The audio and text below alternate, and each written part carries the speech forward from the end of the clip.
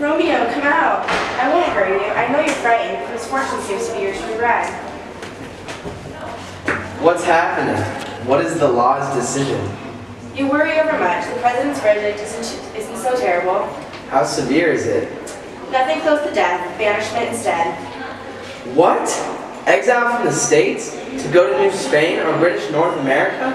No, the word is an illusion. Banishment is a much more terrible fate than death. You are now forever in exile. Take heart, though. It seems to be the world isn't so bad. Washington, D.C. is the only heaven here.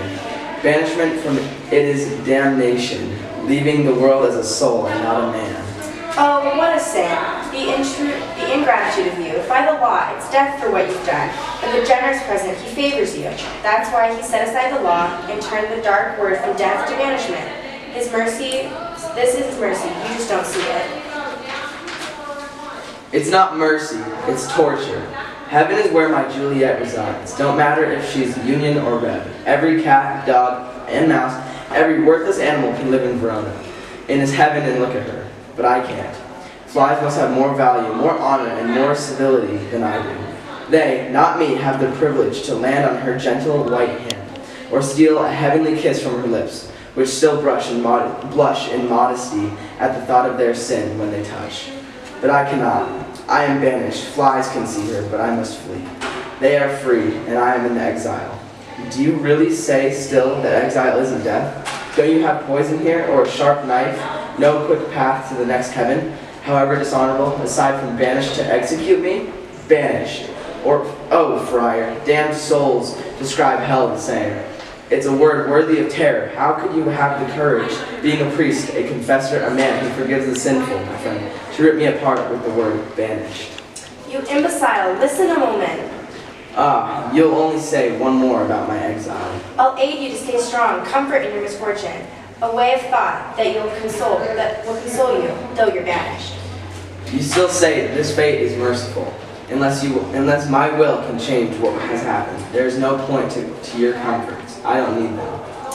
I see now that the reckless are deaf to advice.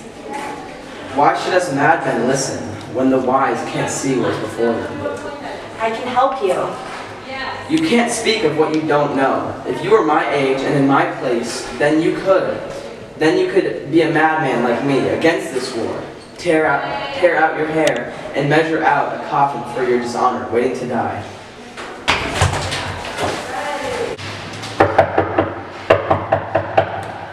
Go! Someone's knocking! Run! Not unless my grief conceals me. You're in danger! Who's there? Romeo, go! A moment, please! How cowardly are you? On my way! Who's knocking? What state are you from? What do you want? Let me in and I'll tell you. I come from the Lady Juliet. Come in. Where's Romeo? Tell me, friar. There, defeated, drunk with grief. Same way with Juliet. The same. Weeping. Get up for you, Juliet, if your honor's anything to you. Nurse! Don't worry. Everything dies in the end. How's Juliet? Doubtless she thinks I'm a bad egg, ruining our happiness with her family's blood. She don't say nothing, sir. Only cries and cries. 1 minute she falls on her bed, then gets up and shouts, Tybalt! Then shouts, Romeo! And falls back again. It's as if my name, shot from the muzzle of a rifle, has killed her as surely as the hand of that accursed name murdered her cousin. Please tell me, friar, in what awful part of my body is my name. Show me so that I can cut it out. Calm down, boy. Do you call yourself a man? Though your appearance is that of a man, you're behaving like an improper woman. The two things create a disgusting animal. So what if you've killed Tybalt? You're going to kill yourself and kill your wife, whose soul is bound to yours, by damning yourself through suicide? Why do you rant about your birth, heaven and earth, where all thee are within you, and would be lost forever? Think of the dishonor. Your noble blood is a brittle waxwork statue, without manhood. You have so many reasons to be grateful. Juliet is alive, Tybalt is dead, and you are not.